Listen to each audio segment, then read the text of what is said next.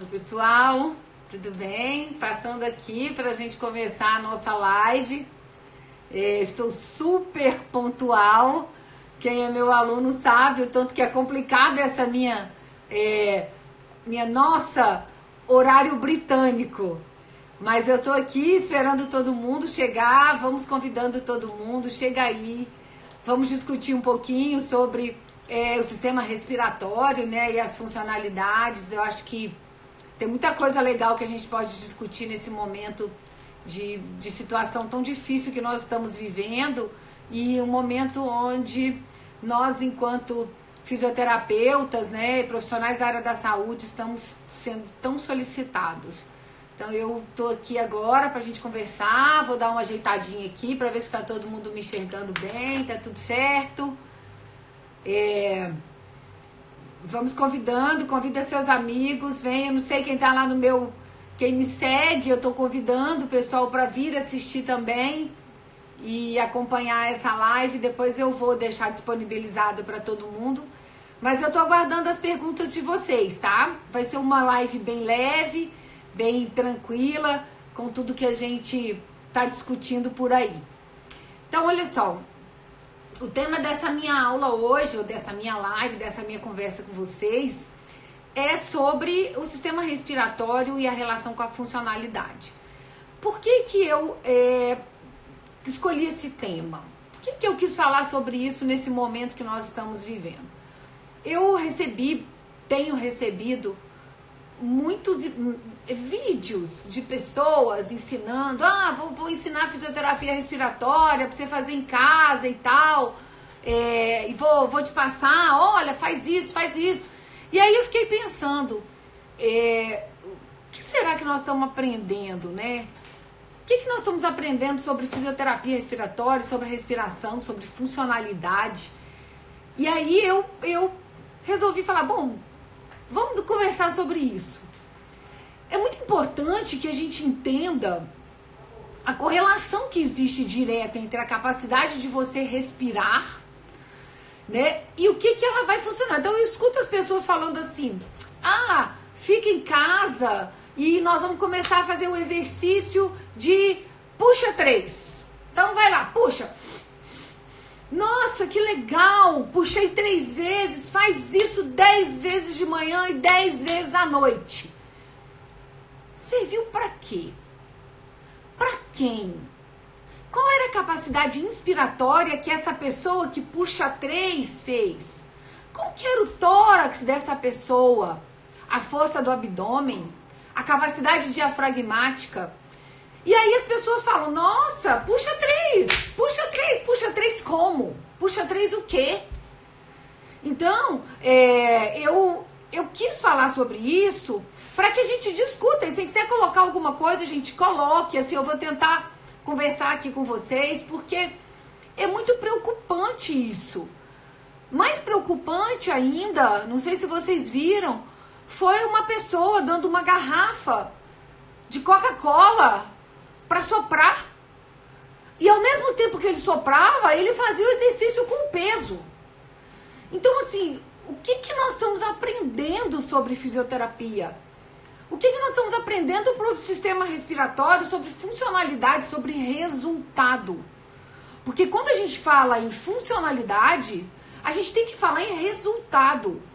Quando eu falo que eu estou fazendo um trabalho avaliando o meu paciente de forma certa e dando para ele a dose do que ele precisa, eu estou fazendo funcionalidade. Então, eu gostaria de fazer uma pergunta muito, muito simples. Olha só. Muito tranquila. Pede uma pessoa para respirar fundo. Eu vou fazer um teste, assim, muito fácil, para vocês entenderem o que significa um exercício sem entendimento das interferências que podem ter no componente elástico e no componente resistivo do sistema respiratório. Nós vamos falar sobre isso. Mas olha só, faz um convite. Eu te faço um convite. Pega uma fita métrica simples, faça a medida em 3 lugares. Faça a medida na linha mamária, bem na região da linha mamária, e puxa fundo. Vê quanto que você chega no máximo da sua ins e depois solta. Vê quanto que você chega no máximo da sua ex.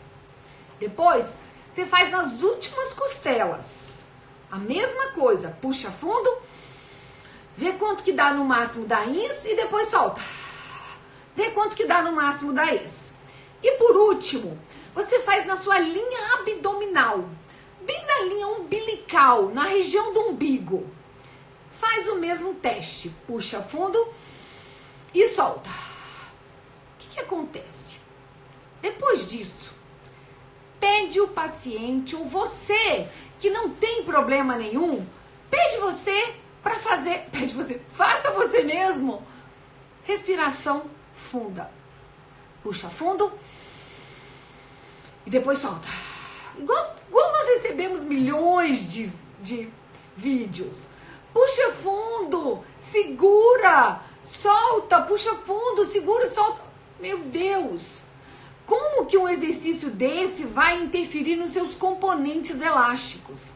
Então, nós temos algumas estruturas muito importantes. Por exemplo, na nossa caixa torácica, eu não vou ficar aqui hoje, gente, mostrando exercício respiratório, que é o zambura. Não, hoje nós vamos discutir sobre isso. Sobre o que é funcionalidade, tá? Olha só, na nossa caixa torácica, o nosso sistema respiratório, ele é muito completo. E a gente tem três regiões que a gente tem que observar. Então, eu tenho o parênquima pulmonar, que é lá dentro da região alveolar. Eu tenho a caixa torácica e eu tenho o abdômen. Isso tudo funciona em harmonia. Então, para eu respirar, eu tenho que ter uma boa capacidade de movimento elástico desse tórax. Eu tenho que ter uma boa mobilidade do abdômen, que é um trabalho do core, que a gente vai falar um pouquinho sobre isso. E eu tenho que ter um bom parênquima. Ok, como é que fica aquele paciente que tem fraqueza na musculatura abdominal? Quando eu peço para ele respirar fundo, o ar fica aonde? Então vamos pensar naquele paciente que tem uma caixa torácica rígida, como o caso de um paciente parkinsoniano. Se eu peço para esse paciente parkinsoniano respirar fundo, o ar vai para onde? E uma terceira situação, uma grande pneumonia, e eu peço para o meu paciente respirar fundo, o ar vai para onde? Gente, o ar vai para onde é fácil. Por quê? Porque para eu vencer as resistências internas dentro do pulmão, eu preciso gerar tempo. Eu tenho que ter tempo de equalização da entrada do ar para efetivamente eu vencer o componente que está alterado. Então, para eu trabalhar com um paciente que tem alteração do componente elástico de tórax, eu tenho que lembrar que a capacidade respiratória dele é diminuída porque ele tem rigidez torácica, ou ele tem deformidade torácica, ou ele tem uma alteração do componente elástico por conta de uma doença neuromuscular. O que eu vou fazer para eu trabalhar então a capacidade inspiratória dele? Eu vou precisar interferir nesse sistema elástico da caixa torácica. Quando eu interferir nesse sistema elástico da caixa torácica, o que vai acontecer? Eu vou gerar volume. E como que eu vou conseguir gerar volume? Gerando pressão positiva. Eu nunca, por meio de uma inspiração profunda numa caixa torácica rígida, eu nunca vou conseguir fazer com que esse movimento torácico seja mais forte do que a minha respiração. Então, eu preciso gerar essa pressão inspiratória efetiva para depois responder o componente elástico. Então, para eu abrir pulmão, para qualquer estratégia de abertura pulmonar, para manter capacidade pulmonar, para manter o pulmão aberto, eu preciso de pressão inspiratória. Se eu tenho uma boa capacidade de força inspiratória, eu posso até conseguir gerar uma pressão inspiratória. Mas eu não sei se eu vou conseguir vencer o meu componente elástico. Por isso, muitas vezes, nesses casos de pacientes que têm alterações de componentes elásticos de tórax, de abdômen ou do parênquima, propriamente do parênquima, eu preciso instituir uma pressão inspiratória até que o componente elástico seja efetivamente distendido. Existe uma situação nossa que se chama reflexo de Ehring-Breuer. O reflexo de Ehring-Breuer é um reflexo que a gente tem que se chama reflexo de distensão, que ele se encontra na parede da pleura, perto da pleura da parede torácica. Esses baroreceptores, eles me falam assim: quando eu respiro fundo, nossa, eu alcancei a minha capacidade inspiratória máxima. Aí eu vou de novo. Eu alcancei a minha capacidade inspiratória máxima. Então eu nunca vou além da minha capacidade inspiratória máxima. E se eu quero efetivamente equalizar a pressão dentro do pulmão do paciente, eu preciso ir além da minha capacidade inspiratória máxima. Por isso eu preciso ter tempo. Então eu preciso ter equalização. Eu tenho que ter controle de pressão. Então quando a gente fala em funcionalidade nos exercícios respiratórios e na respiração, a gente tem que pensar que existem então 3 componentes. Eu tenho um componente elástico do tórax, do abdômen e do parênquima. E eu tenho os componentes resistivos. E aí, no componente resistivo, o que acontece? Eu começo a ter o problema desde aqui de cima. Eu posso ter resistência que começa desde o nariz, passa pela orofaringe, na região supratraqueal, até chegar nos brônquios. Isso é resistência. Normalmente, para nós, quando a gente estuda a resistência lá na faculdade, eles falam para nós assim: resistência é tudo que atrapalha a passagem de ar. Então tá, mas o ar passa por onde? O seu ar começa pelo nariz.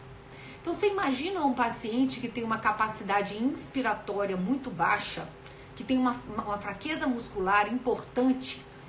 Na hora que ele entupir o nariz, ele não vai compensar a quantidade de volume de ar que estava no pulmão. E ele vai descompensar a capacidade inspiratória com a respiração. E ele vai aumentar a frequência respiratória. Começa a ter esforço respiratório, e você fala: por que esse paciente está tendo esforço respiratório? Porque ele está com o nariz entupido. Ou então, um outro exemplo. O paciente tem uma fraqueza da região orofaríngea tão importante, uma fraqueza bulbar importante, uma fraqueza na base da língua, uma musculatura orofaríngea fraca, fraqueza no movimento laríngeo. E aí, quando ele deita, ele desaba a via aérea. E ele vai respirar e fica... A resistência está onde? Está na via aérea superior. E eu tô achando que o paciente está com alteração respiratória. Ele começa a fazer um padrão respiratório com esforço ativo, de respiração ativa, e eu acho que ele está fazendo frequência respiratória anormal. Mas eu não sei onde é que está o problema. Então, como fazer o diagnóstico? Eu tenho que entender, então, quando eu falo de funcionalidade, eu tenho componentes elásticos e resistivos. Quando eu penso em componentes resistivos, eu penso desde via aérea superior até os brônquios. Não posso esquecer disso. Eu não posso esquecer que eu tenho uma via aérea que é pérvia e que tem que dar a capacidade de gerar pressão até o pulmão. Então, quando a gente faz um exercício, a gente tem que pensar qual é essa alteração. Onde está o problema e como que eu vou trabalhar? A Silvânia tá aqui colocando, né, Silvânia? Realmente, né? É rir pra não chorar, né? Quando nós vimos aquele monte de exercício do povo falando que respira fundo, né? Só pra gente dar uma distraídazinha aqui de tudo que nós conversamos, olha que coisa legal. Aí, o paciente não tem capacidade inspiratória. Ele não puxa. Se ele não puxa, ele não sopra. Porque se ele não tem capacidade inspiratória, ele não tem condição de soprar. Aí eu mando ele soprar uma garrafa cheia de água. E falo que ele está fazendo bubble, não sei o que, bubble pip, pé pincelo d'água. Se ele não tem capacidade ins, como é que ele vai ter capacidade ex? Primeiro que isso não serve para nada, porque o exercício expiratório, ele não consegue equalizar a pressão dentro do tórax. né? Então eu não consigo fazer nenhum tipo de exercício inspiratório antes que eu tenha uma boa capacidade inspiratória. E aí, eles mostraram isso. E o outro que foi muito engraçado, que eles também utilizaram, foi a paciente falando que se ela puxasse o ar e o ar, se ela segurasse 10 segundos e a saturação caísse, é sinal de que ela tinha fibrose pulmonar. E se a saturação não caísse, é sinal que ela não tinha fibrose pulmonar. Então, você imagina que coisa louca. Aí é outro detalhe. A pessoa que não tem capacidade inspiratória, eles mandam, então, soprar um balão. Eu escutei o fisioterapeuta falando isso. Olha, você tá em casa, faça o exercício, puxa 3 ou sopra um balão. Pega um paciente neuromuscular, pega um idoso que não tem capacidade inspiratória e manda ele soprar um balão. Sabe o que vai acontecer? Ele vai começar a reter o CO2 porque aquele ar daquele... Gente, a gente sente mal soprando balão. Imagina um paciente. Aquele ar que está sendo expirado, ele vai voltando aos poucos. E aí o paciente faz narcose por CO2. Aí ele começa a ter dor de cabeça, aí ele não entende o que está acontecendo. E as pessoas ficam com raiva quando a gente fala, nossa, como assim? Né? O que eu estou fazendo? Será que está errado o que eu estou fazendo? Para e pensa. Vamos conversar então sobre essa funcionalidade. Se eu não tenho capacidade INS, eu nunca vou ter capacidade ES. E quando que eu vou saber que o meu paciente melhorou? Que resposta eu vou ter? Olha só, se o meu paciente, vamos voltar para o meu paciente que tem uma caixa torácica rígida. Eu chego para avaliá-lo. Na hora que eu chego para avaliá-lo, ele não gera volume pulmonar. A única forma que o meu cérebro vai tentar compensar aquela baixa do volume pulmonar é interferindo numa coisa que a gente chama de volume minuto. Então eu vou lá, eu tenho que manter meu drive cerebral, eu tenho que manter meu volume minuto. Como eu tenho um volume corrente baixo, eu vou então tentar aumentar a minha frequência respiratória para eu compensar esse erro que está acontecendo da minha capacidade pulmonar. Aí, minha frequência respiratória está alta. Eu estou com um componente elástico aumentado, eu tenho uma rigidez no pulmão e eu tenho um componente elástico e eu tenho uma frequência respiratória alta. O que eu tenho que fazer? Se eu tenho frequência respiratória alta, eu tenho que tentar equalizar essa frequência para dar descanso respiratório. Então, para isso, eu preciso gerar volume pulmonar. Quando eu gero volume pulmonar, eu vou interferir numa coisa que a gente chama de drive neural. E aí eu vou baixar a minha frequência respiratória. Aí eu começo a descansar meu paciente. E se isso acontece, sabe o que acontece com a saturação? Sobe também. Então, isso são estratégias que a gente tem que ir fazendo, e aí a gente vai parar de fazer, né, Ju, como você colocou aí, que a gente não pode fazer receita de bolo.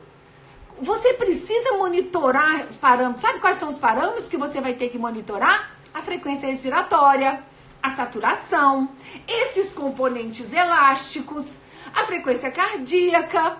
Será que o padrão... Eu preciso ter a resposta do que eu estou fazendo. Então, eu preciso entregar para elas o que elas vão avaliar. Não é simplesmente eu chegar para o paciente, olha aqui, gente, todo mundo, vamos puxar fundo. Vamos puxar fundo? O quê? Quem é esse paciente?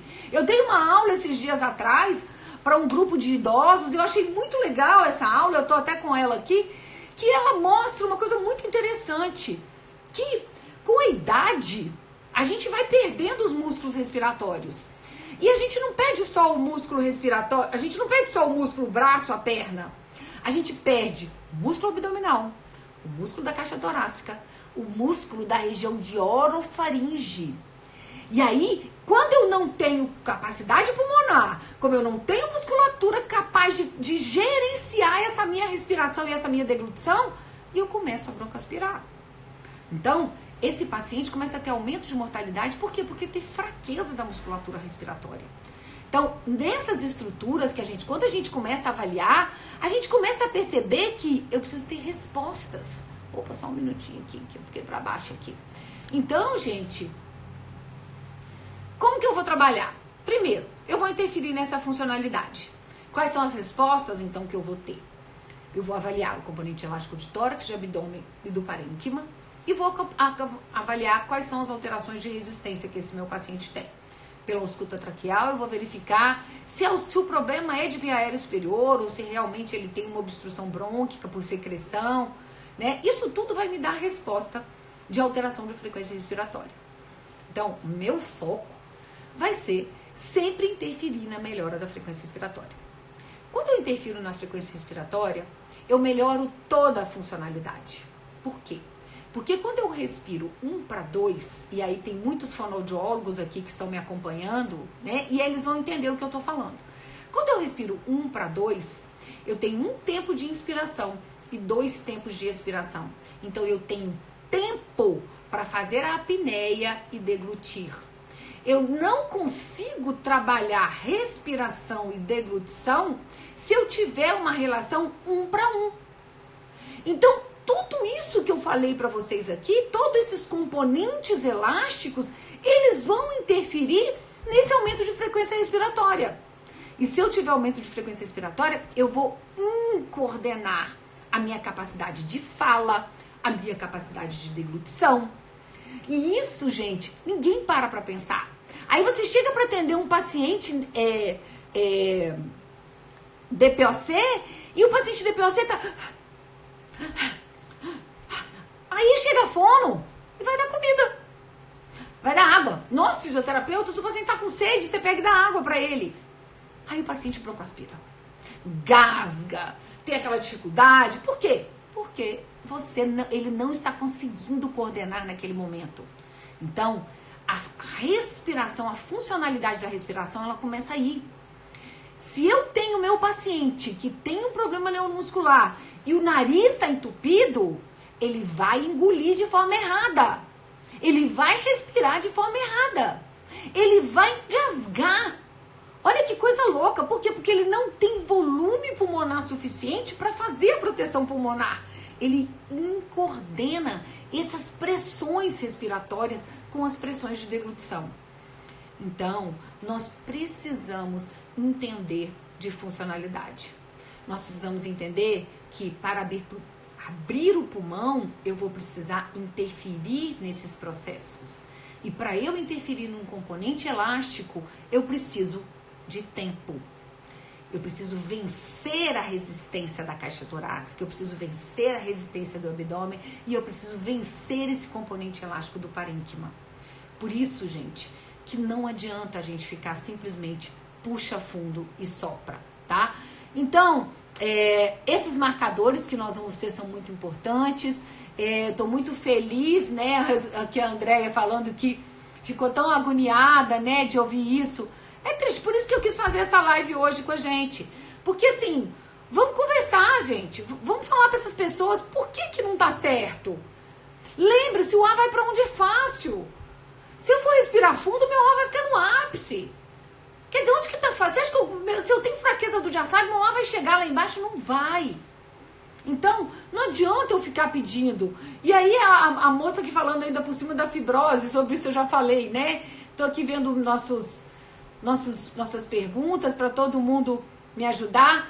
E aí, né, Ana, perde a deglutição. Aqui a Ana Paula acabou de falar para mim, a fonoaudióloga aí me ajudando. Aí, me ajuda, meninas. Se eu não respiro bem, se eu não tenho uma boa coordenação respiratória, lógico que tem muitos outros problemas da fono que eles vão saber resolver muito mais. Eu tô falando aqui da respiração, da funcionalidade da respiração. Se ele não respira bem, ele não vai comer bem. Se ele não respira bem, ele não vai falar bem. Né? Então, assim, como que nós vamos conseguir interferir? Não vai ser pedindo o paciente para puxar fundo, pode ter certeza. Pode ter certeza disso. Obrigada, Camila. Eu estou muito feliz de vocês estarem aqui comigo também. Gente, eu estou muito feliz, obrigada. Eu quero... Aí, ó, coordenação entre deglutição e respiração. É isso mesmo. Se a gente não respira bem, a gente não fala bem, a gente não come bem, a gente não tem proteção de via aérea. Né? Hoje as meninas estavam comigo no hospital e nós fizemos um monte de trabalho muito legal com alguns pacientes traqueostomizados, onde esses pacientes, a gente foi trabalhando via aérea superior deles. Quer dizer, o paciente traqueostomizado, ele perdeu toda aquela pressão acima da traqueostomia, né? E aí, a região da glote não mexe, a corda vocal não mexe, tá tudo parado, né? Perdeu a força. Gente, tudo que para de funcionar, perde, não tem jeito. E aí nós pegamos um exercício com o Ambu e com a VUP, fomos pressurizando, e de repente nós ouvimos a explosão da tosse da paciente chegando para a via aérea superior. Quer dizer, isso é o quê? Isso é fluxo. Isso é fluxo de ar. Isso é pressão. Eu só falo se eu tiver bom volume pulmonar capaz de explodir a via aérea. Né? Eu só consigo engolir se eu consigo coordenar. Por isso que eu tenho que interferir nos componentes. Não adianta. Vou falar, desculpa, gente, não queria falar sobre Ambu, mas assim, qualquer estratégia de pressão inspiratória, pressão positiva, é importante. Por quê? Porque ele vai interferir nesse componente e vai gerar o volume. Então nós temos que utilizar, o fonoaudiólogo tem que utilizar. Não adianta o fono chegar na casa do paciente, mexer na face dele, sem gerar um fluxo capaz de explodir a via aérea superior. E nós, fisioterapeutas, não adianta nada a gente mandar o paciente soprar a garrafinha, puxar 3, levantar o braço, puxar o bastão, puxar e segurar. Você não vai vencer nunca o seu reflexo de Ehrenberg, ele não vai conseguir gerar a hiperdistensão. Então, eu sei que isso tudo são coisas muito novas para nós, né? Como aí a Ju tá falando, não come, não fala, não desloca bem, fica cansada. É isso mesmo. Fica cansado, engasga, e aí aumenta a mortalidade, vai para o hospital, e por aí vai. Né? Então, assim, é muito importante que a gente entenda essas capacidades, essas relações entre as capacidades pulmonares e a funcionalidade. Então, não adianta eu trabalhar funcionalidade. E aí, quando eu chamo de funcionalidade, eu chamo de ventilação, respiração, ventilação em vias aéreas superiores, deglutição, fala. Isso tudo é funcional. Isso tudo é funcional. Se eu não conseguir interferir nos componentes, então, tudo. Aí a Fona aqui tá falando, né? Aí entra o Ambu e a VUP, com certeza. Isso tudo, né, que a gente interfere no Ambu, o Ambu gera volume, a VUP leva a performance respiratória, melhora, chama a musculatura abdominal, realmente é o que aumenta a pressão supratraqueal, e aí tem muita coisa que a gente pode fazer. E aí, gente, olha só, a live vai ficar salva, tá? Aqui das funções ostognáticas, estomatognáticas, né, Camila? Aí eu realmente, isso não é muito comigo. Como eu tô falando, a gente tem que trabalhar mesmo. Pra mim, o que eu entendo é que a gente tem que trabalhar a pressão, e eu vou entregar essa pressão pro fonoaudiólogo para ele trabalhar maravilhosamente bem com o paciente deles. E isso vocês são sempre muito show.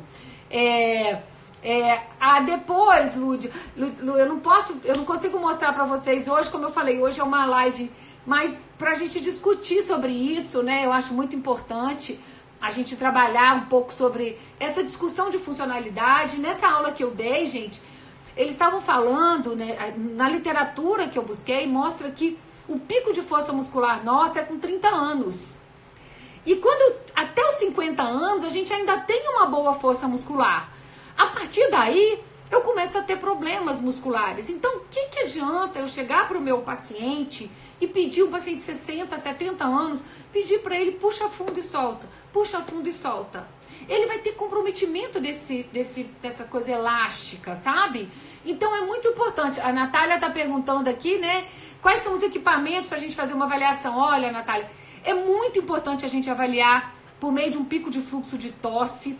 Né? O pico de fluxo de tosse, ele me mostra como que está a capacidade inspiratória pela geração de fluxo respiratório, e me mostra também a capacidade de vedamento glótico, de pausa glótica que o paciente faz na hora da expiração da tosse, né? Da explosão da tosse.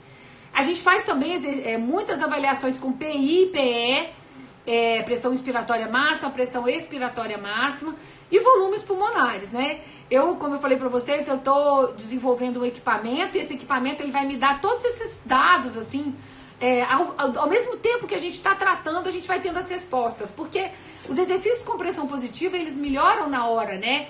São dados quantitativos, tá, Natália? O pico de fluxo é quantitativo, a PI e a PE é quantitativa, mas tem um exercício, um trabalho que é de fluxo mesmo, para avaliação de fluxo, que também é quantitativo, mas é por meio de avaliação de fluxo. Então, é um gráfico de fluxo que a gente avalia para ver como que tá a capacidade, para a gente entender se a falha da tosse é pela a falta de capacidade de gerar inspiração ou se a falta da falha da tosse é pelo vedamento glótico. Então, é uma avaliação um pouco mais meticulosa que é feita por meio de um fluxo. Dani, já tá quase pronto, meu equipamento tá quase pronto. Aí, gente, olha só. Então, uma outra coisa que eu queria falar pra vocês são as pessoas, eu pedi algumas perguntas, né? E algumas pessoas fizeram umas perguntas aqui pra mim e eu queria responder pra vocês, tá? A Jaqueline, você tá me ouvindo? Espero que você esteja aí me vendo, porque eu estou aqui te falando um pouquinho sobre isso. É assim, ela me perguntou se o fluxo na ventilação mecânica pode interferir na deglutição, mesmo sendo um fluxo baixo. Olha, para você, o fluxo expiratório, quando ele vem para a via aérea superior, e assim, eu não consigo entender como é que foi direito essa pergunta dela, porque quando a gente trabalha fluxo para trabalhar a força de deglutição, o fluxo naquele local ele vai acabar gerando uma pressão, porque ele vai passar o ar por um ambiente que vai gerar pressão. Então, se a gente começa a trabalhar a deglutição com esses pacientes com interferência no fluxo, ele vai fazendo a deglutição mais forte. Então, ele acaba treinando a deglutição. Então, o fluxo pode atrapalhar, sim, se o paciente estiver fraco, tá? Então, às vezes, só um fluxo bem baixinho para você pedir o paciente para engolir com fluxos bem menores. Porque se você tiver um fluxo muito alto, vai gerar uma pressão muito alta na via aérea e vai interferir na sua capacidade de deglutir, se o paciente estiver fraco. E aí, Leodivânia, atender paciente na rede pública, né, que não tem AMBU, realmente é muito difícil, porque a gente precisa, às vezes, fazer estratégias que gerem volume. Mas olha só, eu vou te dar um exemplo. É uma das coisas que eu gostaria muito que a gente falasse. Algumas pessoas me perguntaram, Alessandra, ao invés de você ficar criticando o que as pessoas estão falando aí, me fala o que a gente tem que fazer. Olha só, minha mãe, tá? Tem Alzheimer, é asmática, tem bronquite, está em casa. Eu não adianta nem eu pedir para ela puxar fundo, né? Porque ela não vai puxar. O que eu estou orientando as funcionárias? Fazer exercício. E exercício significa andar, levantar, sentar, caminhar muito tempo. Caminha dentro de casa. Quer fazer exercício? Faz exercício abdominal. Você quer ensinar o seu paciente a respirar, o seu idoso, tá? Trabalha o core dele. Olha que legal, o pessoal do Pilates está ensinando super bem. Por quê? Porque consegue trabalhar a respiração e a capacidade pulmonar por meio dos exercícios do Pilates. Então, muito melhor do que eu falar pro meu paciente puxa fundo e solta 10 vezes, é mandar ele fazer um exercício abdominal. Porque o core é o centro de força. Então, pede o seu paciente para levantar e sentar, levantar e sentar. Pede a sua mãe para fazer isso. Pede a sua mãe para caminhar dentro de casa. Caminha mesmo. Joga bola. Pega uma bola, ó. Olha quando você joga a bola, o que acontece? Roda o tronco, vira, movimenta, interfere no componente elástico e gera volume pulmonar. Então, fisioterapia respiratória é isso, gente. Trabalhar com terapia respiratória é isso. Não é fazer coisa que não funciona. Hoje eu estava conversando com meu amigo, aí eu quero até passar para vocês, um amigo muito querido, um professor maravilhoso que a gente tem, o José Júnior, e aí até respondendo alguma coisa com vocês em relação a essa fibrose que tem acontecido e com essa perda de capacidade funcional que o nosso paciente de Covid-19 tem, né? 3 dias após o desenvolvimento da doença, quando ele está na ventilação mecânica, 3 a 4 dias ele começa a ter fibrose pulmonar. E ninguém sabe ainda o que vai vir. Como é que vai ser feito esse trabalho? Porque nós, fisioterapeutas, e o fonoaudiólogo também vai entender isso que eu estou falando. Numa fase inicial da doença, que o paciente está cansado, acamado, tossindo, ele não precisa da gente. Sabe que horas que ele vai precisar da gente? Na hora que ele sair de lá. Lógico que dentro da terapia intensiva a gente vai cuidar da ventilação. Meu Deus, tem coisa demais. Não é trabalhoso, é estressante. Porque o nosso conhecimento tem que ser muito bom. Então, não é trabalhoso. Então, assim, eu tenho que manter a funcionalidade dele, eu tenho que manter a capacidade pulmonar e tenho que ventilar maravilhosamente bem. E aí, e depois? E depois nós vamos ter um paciente funcionalmente complicado, com uma fraqueza muscular respiratória importante, com grandes chances de broncoaspirar, porque serão pacientes que vão ficar entubados durante muito tempo. Aí, a fisioterapia e a fono vai ter que ter um conhecimento funcional sensacional. Por isso que, assim, vai ser um desafio. Estamos todos aprendendo. Vamos aprender juntos. Mas se a gente entende dessa alteração funcional, nós vamos saber o que... E além de tudo, o que a gente vai viver na parte neuromuscular, né, gente? Então, esses pacientes serão... que legal a Natália colocando, que estava montando uma aula falando sobre isso, que legal. Muito bom, Natália. Nossa senhora, eu tenho admiração por vocês são sensacionais. É isso aí, Carol. O Jairo, senta, levanta as pernas. Olha só, eu gero capacidade pulmonar, mobilidade do tórax e ainda gero um monte de coisas pra gente poder vencer. Cláudia, vai ficar disponível sim, tá? E vai ficar bem legal. E, gente, olha só. Você não tem ambu, ela não aceita o ambu, mobiliza o tórax dela, faz exercício de rotação de tronco, libera a cervical para poder mobilizar a musculatura do pescoço, musculatura supratraqueal, e usa o ambu só com pressão inspiratória bem levinha. Puxa e solta, o RPPI vai ajudar a pressurizar e vai ajudar muito esse paciente. Obrigada aí, Silvânia. O Júnior é maravilhoso. Ele, além de um ser humano sensacional, né? Como você falou, né, Virgínia? O risco de morte é altíssimo, né? E eu até perguntei, e aí, o povo tá saindo dessa ventilação, pelo amor de Deus?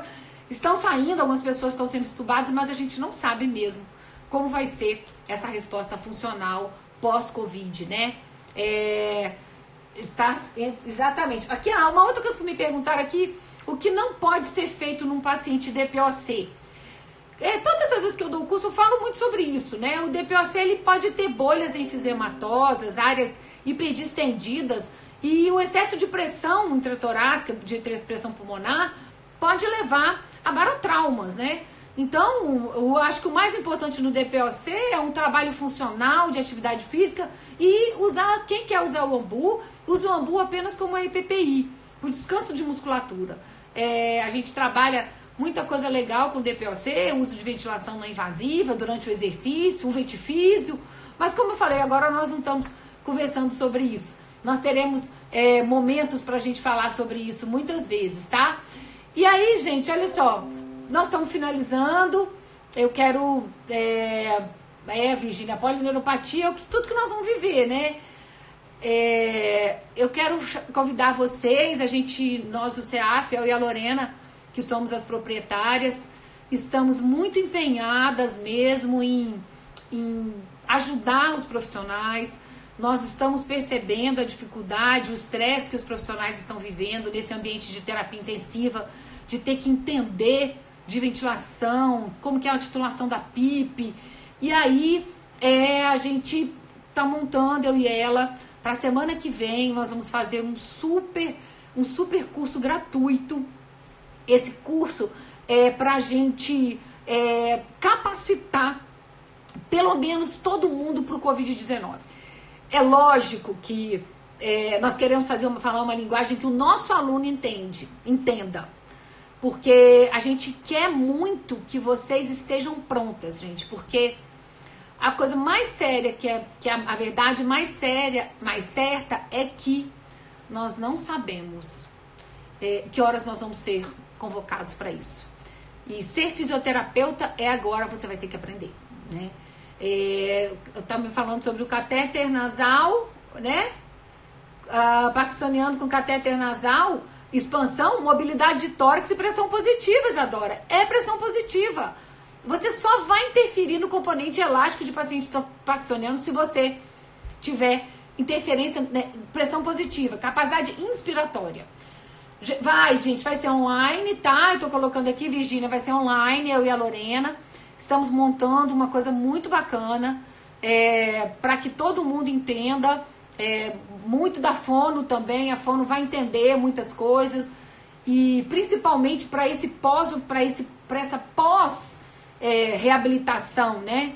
E aí vocês vão entender muita coisa dessa fraqueza, dessa alteração de funcionalidade que pode vir a comprometer muito a fala e a deglutição e a respiração desses pacientes depois. Gente, eu preciso terminar, né? Já deu quase que 1 hora de live já. E eu quero agradecer vocês muito pela presença. Pode deixar, Carol, que nós vamos divulgar bastante, tá? E a gente vai ajudar vocês. Nós vamos ter 2 modelos de curso. Esse é um curso sobre o Covid-19, o outro curso mais avançado, que já é um curso que a gente vai vender para vocês, mas é um curso avançado já de ventilação, que vai ser para médico, fisioterapeuta, fonoaudiólogo, para todo mundo que quiser assistir, enfermeiro, do básico mesmo ao avançado, né? Do básico. E esse curso vai ser dado por mim e pela Lorena. Estamos montando com muito carinho para vocês. Como eu falei, é o momento da gente pensar em como que nós vamos capacitar essas pessoas, tá? Eu quero muito... a Virgínia já foi convocada, né, Virgínia? É isso aí, não tem jeito não. Estamos aí e nós estamos na nossa linha. Pode participar, Caroline, vamos lá. Eu quero todo mundo com a gente. E a Lorena tá aqui, vai passar os detalhes em breve, nessa semana, até o final da semana nós já estamos com as notícias para vocês. Gente, quem me segue aí, pode mandar um direct para mim, eu respondo. Pode mandar até no direct aqui do CEAF também, a Ana Jara manda para mim, qualquer dúvida. Eu espero ter contribuído com vocês, eu queria ter feito uma live bem tranquila mesmo, né, pra gente entender todos esses pontos que hoje nós estamos vivendo, essa dicotomia entre o muito bom dentro da terapia intensiva e o muito fraco da fisioterapia respiratória que a gente vive por aí, né? É o mercado cobrando que nós sejamos sensacionais, e nós estamos querendo ser sensacionais porque nós somos sensacionais, mas a gente não tem conseguido entregar esse tão sensacional assim. Então eu quero que a gente nesse momento, então, repense tudo isso que nós estamos fazendo, e essas nossas respostas são verdadeiras, né? Eu não quero criticar, não me posicionei hora nenhuma na hora que eu recebi esses vídeos, não me posicionei só com os meninos para que as pessoas nem falem, essa mulher tá vindo aqui falando mal. Não, eu tô só simplesmente falando que a gente tem que entender o que a gente está fazendo e qual é a resposta que eu tô dando pro meu paciente. Isso sim é que vai ser legal. Gente, então era isso, olha só, obrigada, gente. Obrigada demais, viu, Natália, Virgínia, nossa, tanta gente que assistiu. E eu tô aguardando as dúvidas, tô pronta para te responder, e vocês sabem que eu respondo mesmo. E até a próxima, né? Semana que vem vamos ver quais as lives que nós vamos ter. E semana que vem nosso curso, Verbo da Lorena, tá bom? Gente, um grande beijo para vocês. Ficam com Deus, fiquem em casa. Por isso que nós temos essas lives, para nós ficarmos em casa, tá bom? Um grande beijo para vocês, gente. Fica com Deus.